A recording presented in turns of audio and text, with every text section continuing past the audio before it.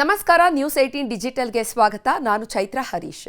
ವಿಶ್ವದಾದ್ಯಂತ ತಾಪಮಾನ ಏರಿಕೆ ಮತ್ತು ಹವಾಮಾನ ವೈಪರೀತ್ಯದ ಆತಂಕದಲ್ಲಿದ್ದ ಜನರಿಗೆ ಈಗ ಜಾಗತಿಕ ಹವಾಮಾನ ಸಂಸ್ಥೆಯಿಂದ ದೊಡ್ಡ ಶಾಕಿಂಗ್ ಸುದ್ದಿ ಹೊರಬಂದಿದೆ.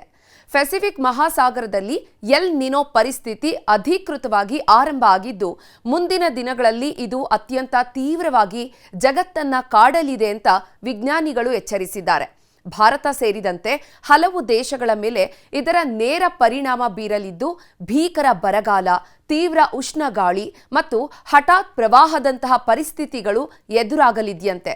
ದಿನದಿಂದ ದಿನಕ್ಕೆ ಆತಂಕ ಹೆಚ್ಚಿಸುತ್ತಿರುವಂತಹ ಈ ಎಲ್ ನಿನೋ ಬಗ್ಗೆ ಮತ್ತು 4 ಡಿಗ್ರಿ ತಾಪಮಾನದ ಏರಿಕೆ ಆಗುತ್ತೆ ಎನ್ನುವಂತಹ ವದಂತಿ ಏನಿದೆ, ಅದರ ಸತ್ಯಾಸತ್ಯತೆಯ ಬಗ್ಗೆ ಸಂಪೂರ್ಣ ಮಾಹಿತಿಯನ್ನ ಇವತ್ತಿನ ಡಿಜಿಟಲ್ ಕಂಟೆಂಟ್ನಲ್ಲಿ ನೋಡ್ತಾ ಹೋಗೋಣ. ನೀವಿನ್ನು ನ್ಯೂಸ್ 18 ಸಬ್ಸ್ಕ್ರೈಬ್ ಮಾಡಿಲ್ಲ ಅಂದರೆ ಲೈಕ್ ಮಾಡಿ, ಶೇರ್ ಮಾಡಿ, ಸಬ್ಸ್ಕ್ರೈಬ್ ಮಾಡಿ. ವಿಶ್ವಸಂಸ್ಥೆಯ ಹವಾಮಾನ ಸಂಸ್ಥೆಯಾದಂತಹ WMO ಜುಲೈ 3ರಂದು ಪೆಸಿಫಿಕ್ ಮಹಾಸಾಗರದಲ್ಲಿ ತೀವ್ರ ಹವಾಮಾನ ವೈಪರೀತ್ಯಕ್ಕೆ ಕಾರಣವಾಗುವಂತಹ ಎಲ್ ನಿನೋ ಪ್ರಭಾವ ವೇಗವಾಗಿ ಹೆಚ್ಚಾಗ್ತಾ ಇದೆ ಅಂತ ಖಚಿತಪಡಿಸುತ್ತೆ.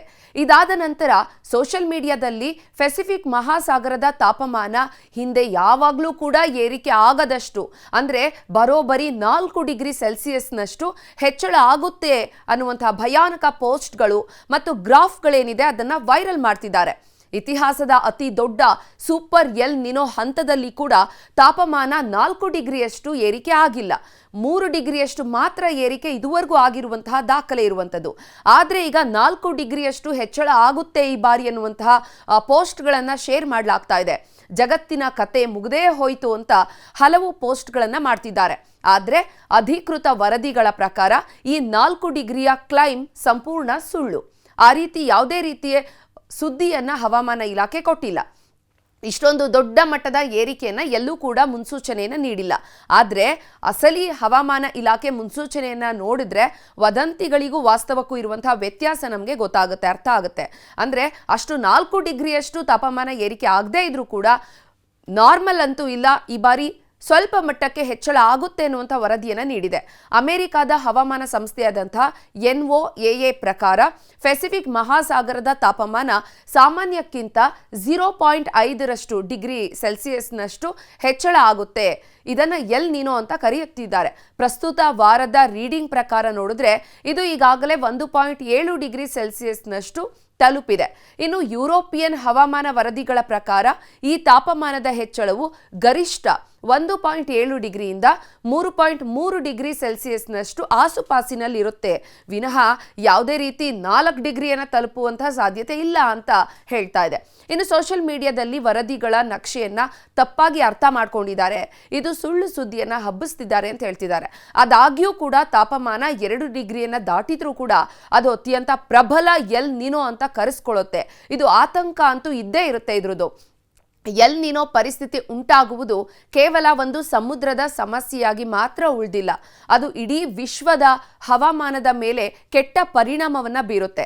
ಸಾಮಾನ್ಯವಾಗಿ ಪೆಸಿಫಿಕ್ ಮಹಾಸಾಗರದಲ್ಲಿ ಪಶ್ಚಿಮದ ಕಡೆಗೆ ಬೀಸುವಂತಹ ಮಾರುತಗಳು ದುರ್ಬಲಗೊಂಡಾಗ ಬಿಸಿ ನೀರು ಪೂರ್ವದ ಕಡೆಗೆ ಅಂದರೆ ಪೆರು ದೇಶದ ಕಡೆಗೆ ಹರಡುತ್ತೆ. ಇದರಿಂದಾಗಿ ವಾತಾವರಣದಲ್ಲಿ ಭಾರಿ ಬದಲಾವಣೆಗಳಾಗಿ ಇತ್ತ ಭಾರತ, ಆಸ್ಟ್ರೇಲಿಯಾ ಮತ್ತು ಆಫ್ರಿಕಾದಲ್ಲಿ ಮಳೆಯ ಪ್ರಮಾಣ ತೀವ್ರವಾಗಿ ಕುಸಿತ ಉಂಟಾಗುತ್ತೆ. WMO ಪ್ರಧಾನ ಕಾರ್ಯದರ್ಶಿ ಸೆಲೆಸ್ಟೆ ಸೌಲೋ ಹೇಳುವ ಪ್ರಕಾರ ಈ ಬಾರಿ ಎಲ್ ನಿನೋ ಅತ್ಯಂತ ವೇಗವಾಗಿ ಬಲಿಷ್ಠಗೊಳ್ತಾ ಇದೆ. ಜಗತ್ತಿನಾದ್ಯಂತ ತೀವ್ರ ಉಷ್ಣಗಾಳಿಯ ಪ್ರಮಾಣ ಹೆಚ್ಚಳ ಆಗ್ತಾ ಇದೆ. ಭೀಕರ ಬರಗಾಲ ಉಂಟಾಗುವಂತಹ ಸಾಧ್ಯತೆ ಇದೆ. ಅಥವಾ ಕೆಲವು ಕಡೆ ಅತಿಯಾದ ಮಳೆಯಾಗಿ ಭೀಕರ ಪ್ರವಾಹ ಸೃಷ್ಟಿಯಾಗುವ ಎಲ್ಲ ಲಕ್ಷಣಗಳು ಕೂಡ ಕಾಣಿಸ್ತಾ ಇದೆ. ಇನ್ನು ನೇರವಾಗಿ ನಮ್ಮ ಭಾರತ ದೇಶದ ವಿಷಯಕ್ಕೆ ಬರೋದಾದ್ರೆ ಈ ಎಲ್ ನಿನೋ ಪ್ರಭಾವ ಭಾರತದ ನೈಋತ್ಯ ಮುಂಗಾರು ಮಳೆಯ ಮೇಲೆ ದೊಡ್ಡ ಹೊಡೆತ ನೀಡಲಿದೆ. ಭಾರತಕ್ಕೆ 70%ಕ್ಕಿಂತ ಹೆಚ್ಚು ಮಳೆಯನ್ನ ಕೊಡುವುದು ಇದೇ ಮುಂಗಾರು ಮಾರುತಗಳು. ಭಾರತದ ಹವಾಮಾನ ಇಲಾಖೆ ಮುನ್ಸೂಚನೆ ನೀಡಿರುವ ಪ್ರಕಾರ ಈ ಬಾರಿ ದೇಶದಲ್ಲಿ ವಾಡಿಕೆಗಿಂತ ಕಡಿಮೆ ಅಂದರೆ 90% ಮಾತ್ರ ಮಳೆಯಾಗುವಂತಹ ಸಾಧ್ಯತೆ ಇದೆ. ಅಲ್ಲದೆ ದೇಶದಲ್ಲಿ ಭೀಕರ ಬರಗಾಲ ಎದುರಾಗಲು 35% ಅವಕಾಶ ಇದೆ ಅಂತ ನಮ್ಮ ಭಾರತದ ವಿಜ್ಞಾನಿಗಳು ಕೂಡ ಅಂದಾಜಿಸಿದ್ದಾರೆ. ಇನ್ನು ಭಾರತದಲ್ಲಿರುವಂತಹ ರೈತರು ಮುಂಗಾರು ಮಳೆಯನ್ನೇ ನಂಬಿ ಕೃಷಿ ಚಟುವಟಿಕೆಗಳನ್ನು ಆರಂಭಿಸ್ತಾರೆ. ಆದರೆ ಈ ಬಾರಿ ಹವಾಮಾನದ ಏರುಪೇರು ದೇಶದ ಕೃಷಿ ಮತ್ತು ನೀರಿನ ವ್ಯವಸ್ಥೆಯ ಮೇಲೆ ತೀವ್ರ ಬೇಸರ ತರಿಸುವಂತಹ ಪರಿಸ್ಥಿತಿಯನ್ನು ತಂದೊಡ್ಡಬಹುದು ಅಂತ ಹೇಳಿದೆ. ಒಟ್ಟಾರೆ ಪೆಸಿಫಿಕ್ ಮಹಾಸಾಗರದಲ್ಲಿ ತಾಪಮಾನ ಏರಿಕೆ ಆಗ್ತಾ ಇರೋದು ಕೇವಲ ಹವಾಮಾನ ಲೋಕಕ್ಕೆ ಮಾತ್ರ ಅಲ್ಲ, ಪ್ರಕೃತಿಯನ್ನು ನಂಬಿ ಬದುಕ್ತಾ ಇರುವಂತಹ ಕೋಟ್ಯಾಂತರ ಜನರ ಮೇಲೆ, ರೈತರ ಮೇಲೆ, ಜನಜೀವನದ ಮೇಲೆ ಪ್ರಭಾವವನ್ನು ಬೀರುತ್ತೆ. ಇನ್ನು ಭವಿಷ್ಯದಲ್ಲಿ ಉತ್ತಮ ಮಳೆಯ ನಿರೀಕ್ಷೆಯಲ್ಲಿದ್ದಂತಹ ಜನರಿಗೆ ಈಗ ಬಿಸಿಲಿನ ಧಗೆ ಮತ್ತು ನೀರಿನ ಅಭಾವ ಎದುರಿಸುವುದೇ ದೊಡ್ಡ ಸವಾಲಾಗಿದೆ. ಆದರೆ ಭಾರತದ ಪಾಲಿಗೆ ಒಂದು ಸಣ್ಣ ಭರವಸೆ ಕೂಡ ಇದೆ. ಹಿಂದೂ ಮಹಾಸಾಗರದಲ್ಲಿ ಉಂಟಾಗುವಂತಹ ಇಂಡಿಯನ್ ಓಷನ್ ಡಿಲೋಪ್ ಏನಿದೆ, ಒಂದು ವೇಳೆ ಇದು ಸಕಾರಾತ್ಮಕವಾಗಿ ಇದ್ರೆ ಅದು ಎಲ್ ನಿನೋ ಪ್ರಭಾವ ಏನಿದೆ, ಅದರ ಹೊಡೆತ ಏನಿದೆ, ಅದನ್ನು ಕೊಂಚ ಕಡಿಮೆ ಮಾಡಬಹುದು. ಭಾರತಕ್ಕೆ ಈ ಬರಗಾಲ ಮತ್ತು ಅತಿವೃಷ್ಟಿಯಂತಹ ಪ್ರಭಾವವನ್ನು ಕಡಿಮೆ ಮಾಡಬಹುದು. ಈ ಇಂಡಿಯನ್ ಓಷನ್ ಡಿಪೋಲ್ ಏನಿದೆ ಇದು ಸಕಾರಾತ್ಮಕವಾಗಿರಬೇಕು ಅನ್ನುವಂಥ ಭರವಸೆ ಇಂಡಿಯಾ ಪಾಲಿಗಿದೆ.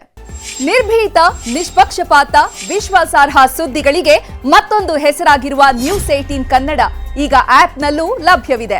ದಯವಿಟ್ಟು ಇಲ್ಲಿರುವ QR ಕೋಡ್ ಅನ್ನು ಸ್ಕ್ಯಾನ್ ಮಾಡಿಕೊಂಡು ಆಪ್ ಡೌನ್ಲೋಡ್ ಮಾಡೋದಕ್ಕೆ ಮರಿಬೇಡಿ. ನಿಮ್ಮ ಬೆಂಬಲ ಹೀಗೆ ಸದಾ ನಮ್ಮೊಂದಿಗಿರಲಿ. ಧನ್ಯವಾದ.